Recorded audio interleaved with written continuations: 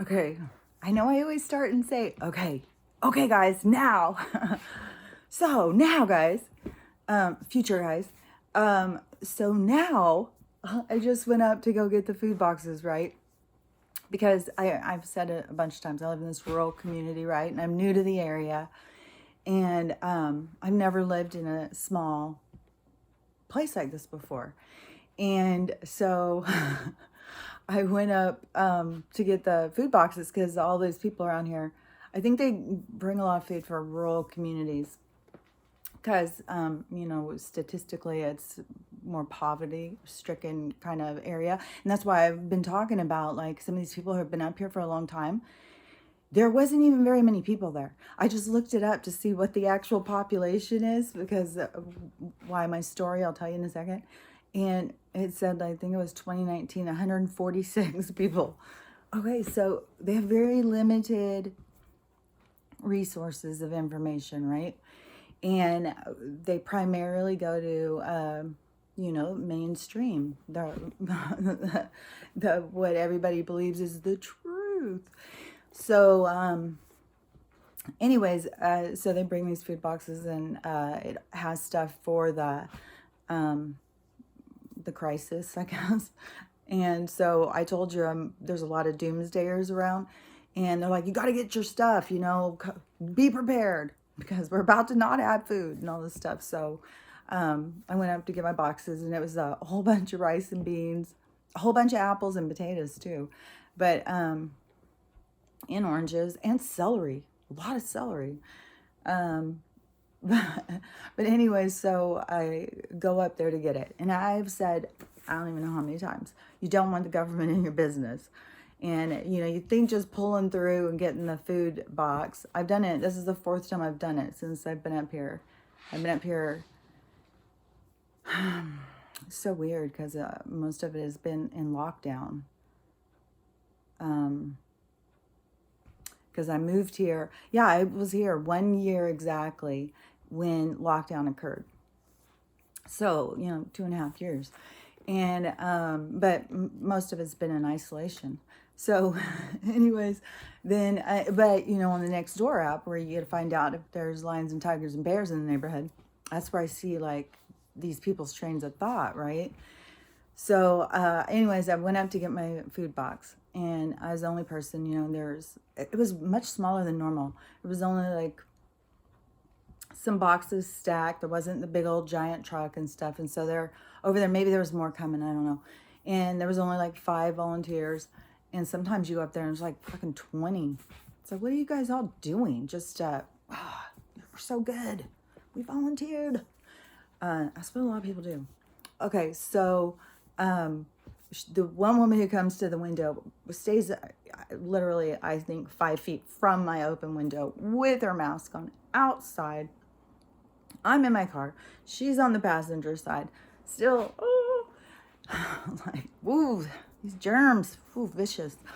So she starts asking me if I want one of these things. And I'm like, no, I'm good. She's like, oh, you really should get this. And I said, oh no, I'm okay.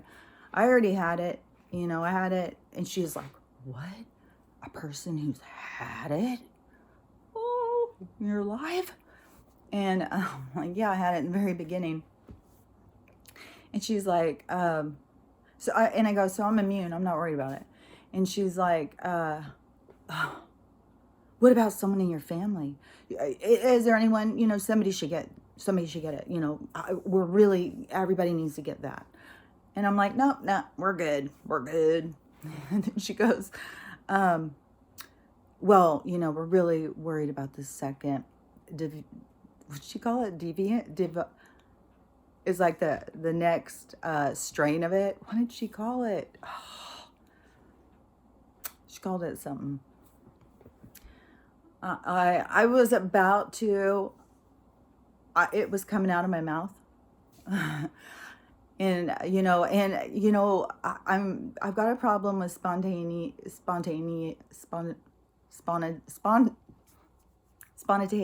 Oh, I can't speak. Okay. I have a impulse problem. So, Anyways, I started to speak, and I'm like, oh my gosh, dangerous to say anything around these parts. Like, get lynched. My friend even yesterday, she came and she stopped by. Just stop by. That's where I live, in a place where people just stop by. It's weird. So she stopped by, and she told me, I really need to be careful about speaking out, and I really need to be, it's dangerous, and I really need to be careful. And she goes, don't forget what happened during the Holocaust. It was the neighbors that turned the people in. It was the neighbors who turned on them and stuff. And I'm like, yeah, I know. Secret Service already came out and investigated me. So, whatever. I'm in the mindset, if I'm going to be killed, I'd rather be killed trying than just sit here hiding, playing it safe. Fucking kill me if you're going to kill me for speaking the truth. I'd rather die with integrity. So, she's all concerned about this, the new strain, except she called it something else, new deviant, whatever. And, so the only reason that would be more is because people are getting these and getting the tests and stuff like that. It's giving it to them. But right as I started to speak, the universe intercepted, said, oh, be careful, don't say too much around these parts. And they needed to get in my back, and it was locked. So she distracted me. I opened it, they put the stuff in, and I drove off. And I was just like, oh my God, so these people, pressure, pressure, pressure. Somebody, please get this. We need everybody to get it. There's a lot of pressure. We need a lot of you to die. And, there's people dying. And they don't even put two and two together at all. And I live in the Pacific Northwest, which is a very liberal area. And what I've come to find is liberal, if you break it down, really means do-gooder. That I said yesterday, they see themselves as being like the more socially conscious, the more understanding of how society should be built and stuff like that. But that's all indoctrination. That's all coming from the narrative, the agenda of the controllers. It's just when you're buying it, it all looks like, oh, what a beautiful package. Oh, that's so smart. Oh, yes, we should all just be equal. But they don't even stop and notice, like, the people who are starting the problems are the people who are telling. They're the ones who are pointing out the differences. They're the ones who are pointing out the race differences, the cultural differences, the religious differences. They're the ones who, all of it. They want this fight. They want us to fight. They are defeated if we are not fighting. The more we unify, the more we defeat them. It's simple. So simple. But, yeah, these people who are just, so easily triggered. All you gotta do is say, oh, there's a new strain. Yep. Heard they got to do an anal swab. At the same time, the doctor's got to have his dick in your mouth. And they'd be like, oh, makes so much sense. Now maybe we'll find the cure this way. I don't know. It's possible. There's not a connected thought of any kind of, between any of them. They don't have any kind of innovation into intelligence, into thinking things through, into looking things up. Just like, this whole thing with the, covering your intake system, and those people attacking that person because, she put an article about how dangerous it is to build up carbon. It said monoxide and dioxide, but it's how it builds up in your body. I think it's with emphysema. I think it's carbon dioxide that starts building up, and they can't bring the levels down, so they need more and more oxygen, but they can't. It's a whole thing with that system, because it's a system, and when it's not working right, it's like the air and stuff. And then when it's filtering to feed your other organs, it has a huge effect on everything. So these people getting sick, it's like, well, you're standing outside with this on. You think like, oh, that's no big deal. Okay, how many people who have this on all day are taking deep breaths?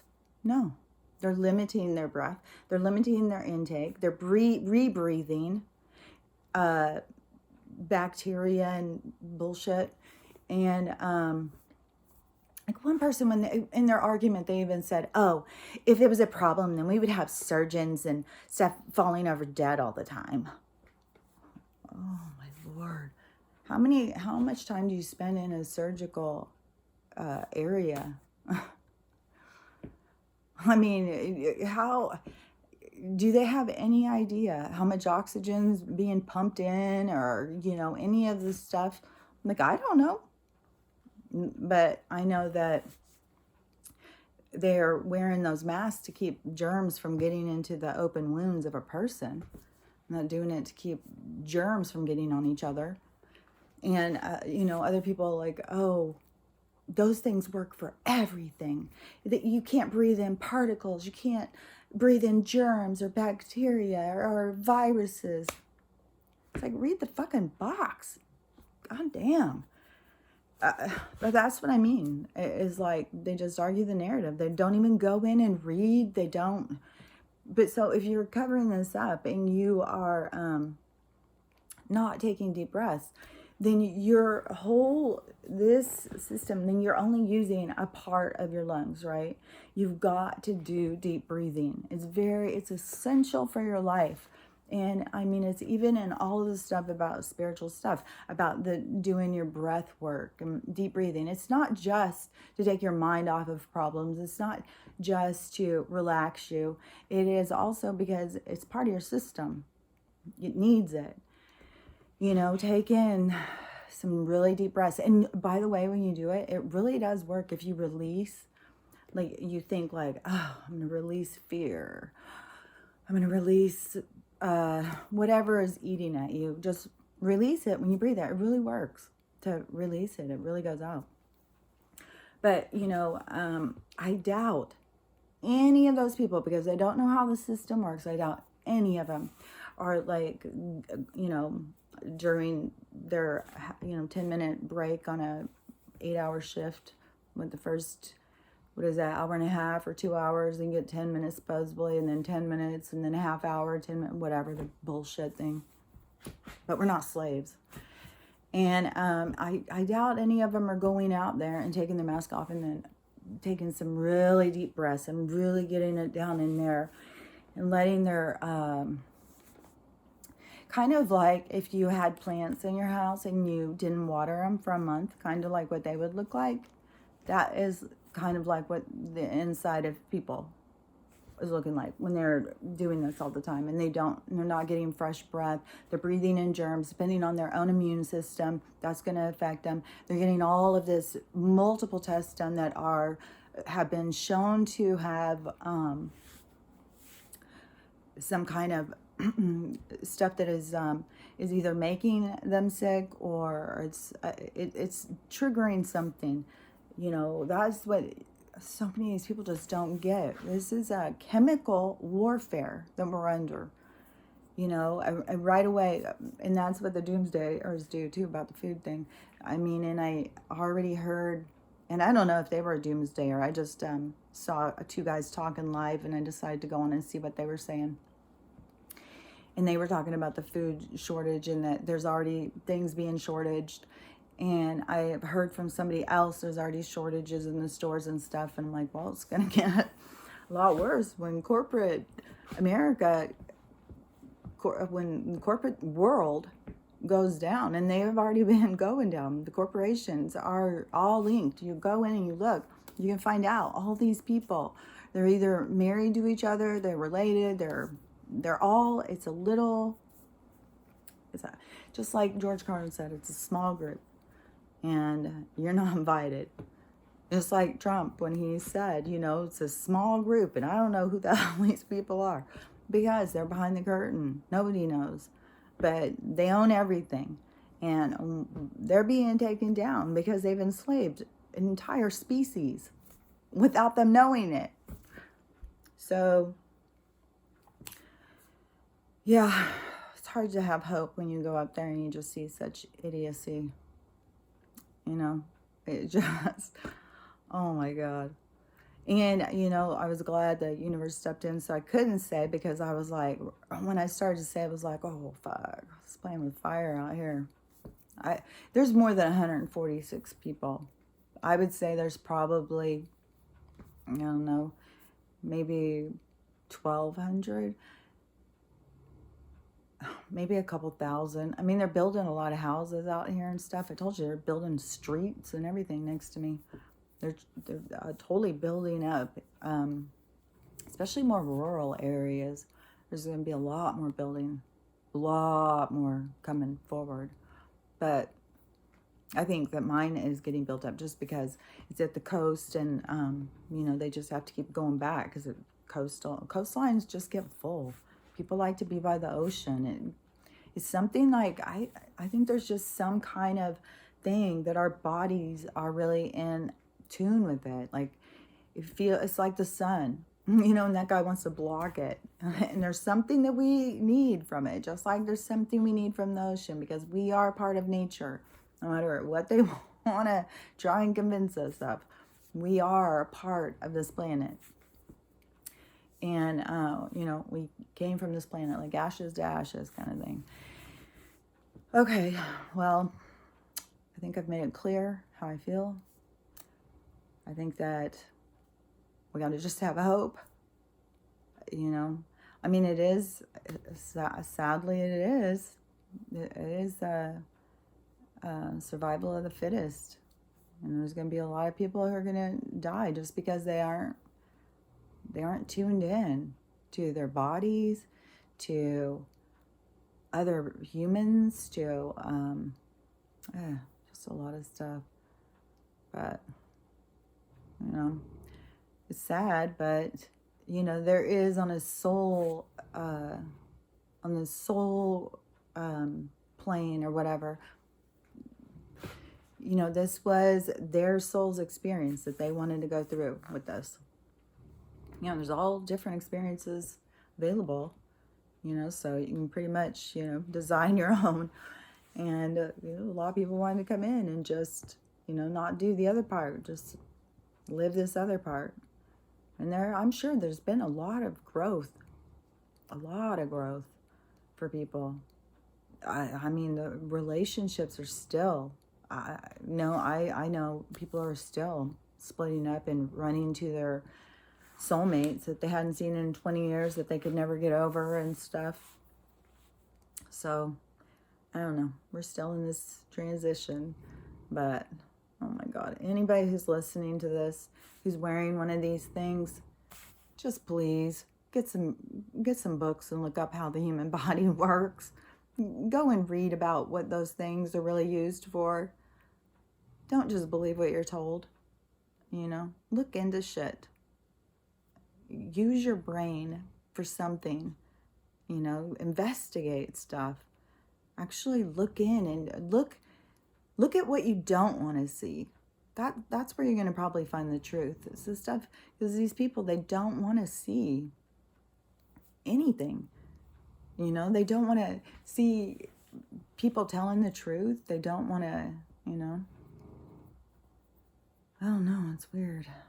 It's so weird to try and understand how they're seeing the world, how they see themselves in the world. It's weird. Anyways, one more thing before I go. So today I'm gonna go pick up Trixie, right? My daughter's dog. I'm gonna be dog sitting for a bit till she gets a place that accepts dogs, and hopefully just a couple of months. But it'll be good for Stella. She's still, you know, crying all the time, and I still don't know if it has to do with Winston. But you know, she needs. I mean, because you know, over there it blocked off the other dogs, so you know she's always isolated. So it'll be good. I keep. Oh. So, anyways, when we were talking about where we were going to meet and stuff, so I went and looked it up, And I thought, well, maybe I'll get lunch or something while I'm there. And so I looked it up, and it's where Twin Peaks was filmed. So we're going to go to the little food place that they would always meet. I can't remember. It's not the Roadhouse. It's another place. But anyways, I had never seen it. And it's the diner.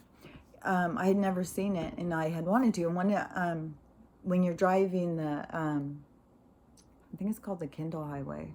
Or is this one called the Kindle Highway? Oh no, the 542. When you're driving it, you can see Twin Peaks. I've taken a zillion pictures of it, and I'm always like, oh, that's so cool. I wonder, go up there. I just remember when that show was so popular, and I didn't ever watch it. And I don't know what was going on in my life, but I had a friend who loved that show, and she was always talking about how great it was. So I wanted to watch it, and lately I've been really wanting to watch a detective show. I love detective shows. And so when I saw that, I thought, oh, I'm going to go and find it on TV. I'm going to watch it so I can see, like, when I go and recognize some of these spots. And so I started it, and I just finished the pilot, and I'm about to go to the second episode. After the second episode, I'll have to leave. And but it's really, really good. And I'm excited to go to the little diner place. And it's exciting to get out of the house and go do stuff. Even if it is just, it was a lot more fun before. Even though everybody was on their phones. Nobody was even looking up. But there was just an energy when a lot of humans get together. There's just an energy, That was the cool thing with, who that everybody hated and called him the Orange Man. He would bring those people together, and they would all just be so excited. And there's just so much positive energy. He just brought so much positive energy. And it's so crazy how the mainstream media was able to flip that and turn it. Because I believed it the whole time, and they were saying bullshit until quarantine when I had time to pay closer attention. Oh, that's creepy. Yeah, it sounded like someone was trying to come in the door. God, creepy. Okay. Well, I'm going to go, and so I will talk to you later. Oh, but if you are wearing one of those, take it off.